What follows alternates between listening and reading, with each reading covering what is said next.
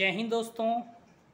पुनः एक बार आप सबका मैं स्वागत करता हूं अपने YouTube चैनल में, जिसका नाम है सनराइज जीएस रिसर्च सेंटर। दोस्तों, आज हमने केमिस्ट्री से एक टॉपिक सेलेक्ट किया है, जिस टॉपिक का नाम है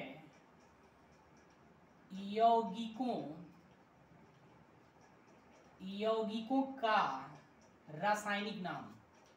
एक टॉपिक सेलेक्ट हमने किया है जिस टॉपिक का नाम है यौगिकों का रासायनिक नाम, यानी कि chemical symbol of compound. Chemical symbol of compound हम आप लोगों को बहुत ही कम समय में जितने भी प्रकार के यौगिक हैं, और वो यदि धातु के यौगिक हैं, कंपाउंड हैं, मेटल के कंपाउंड हैं, तो उनका केमिकल सिंबल क्या होगा, उनका केमिकल नेम क्या होगा, ये हम लोग पढ़ने वाले हैं, बताने वाले हैं। आइए, आप लोगों को उम्मीद है कि बेहद पसंद आएगा।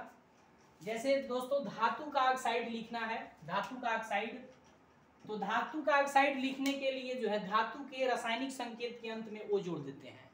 जैसे आप देख सकते हैं ZnO यानी कि जिंक ऑक्साइड, मैग्नीशियम ओ यानी MgO यानी कि मैग्नीशियम ऑक्साइड, CaO यानी कि कॉपर ऑक्साइड, CaO यानी कि कैल्शियम ऑक्साइड, और CaO यानी कि कॉपर ऑक्साइड।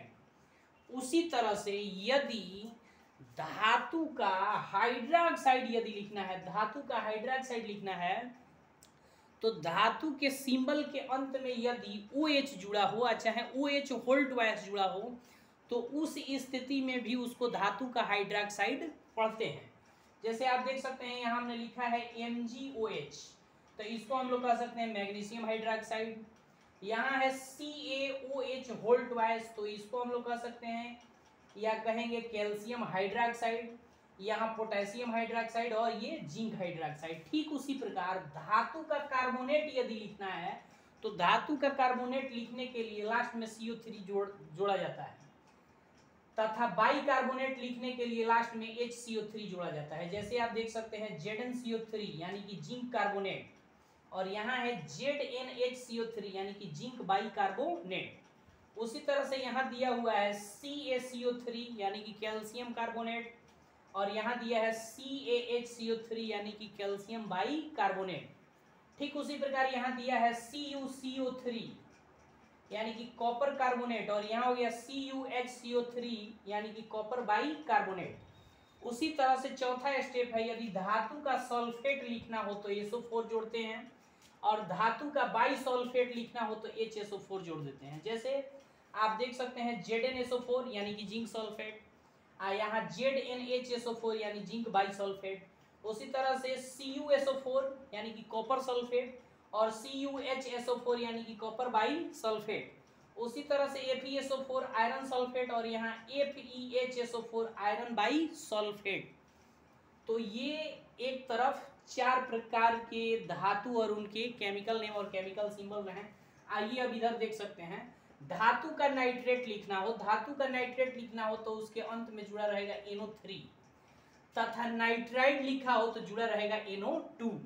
जैसे एग्जांपल आप देख सकते हैं ZnNO3 जिंक नाइट्रेट, उसी तरह से MgNO2 मैग्नीशियम नाइट्राइड, यहाँ हो जाएगा कॉपर नाइट्रेट यानी CuNO3 कॉपर नाइट्रेट, यहाँ हो जाएगा CuNO2 यानी कॉपर नाइट्राइड। फिर हो जाएगा यहाँ धातु का सल्फेट, तो धातु का सल्फेट हमने लिखा है, यहाँ होना चाहिए धातु का फास्फेट, चूंकि सल्फेट यहाँ बता दिए हम, फास्फेट, धातु का फास्फेट लिखना हो, तथा धातु का फास्फाइड यदि लिखना हो, तो धातु का फास्फेट लिखने के लिए PO4 जोड़ते हैं, और धातु का फास्फाइड लिखने के लिए PO3 जोड़ते हैं। जैसे यहाँ एग्जांपल में आप देख सकते हैं ZnPO4 यानी कि जिंक फॉस्फेट, और यहाँ हो गया ZnPO3 यानी कि जिंक फास्फाइड। उसी तरह से ये हो गया CuPO4 यानी कि कॉपर फॉस्फेट, और CuPO3 यानी कि कॉपर फास्फाइड। उसी तरह से धातु का साइनाइड लिखना है, यदि धातु का साइनाइड लिखना है तो धातु के संकेत के अंत में CN जुड़ता है, जैसे CaCN कैल्शियम साइनाइड। उसी तरह से MgCN मैग्नीशियम साइनाइड। उसी तरह से कार्बाइड यदि लिखना हो, धातु का कार्बाइड लिखना हो, तो धातु के सिंबल के अंत में C जोड़ देते हैं, जैसे MgC तो MgC यानी कि मैग्नीशियम कार्बाइड और यहाँ CuC यानी कि कॉपर कार्बाइड।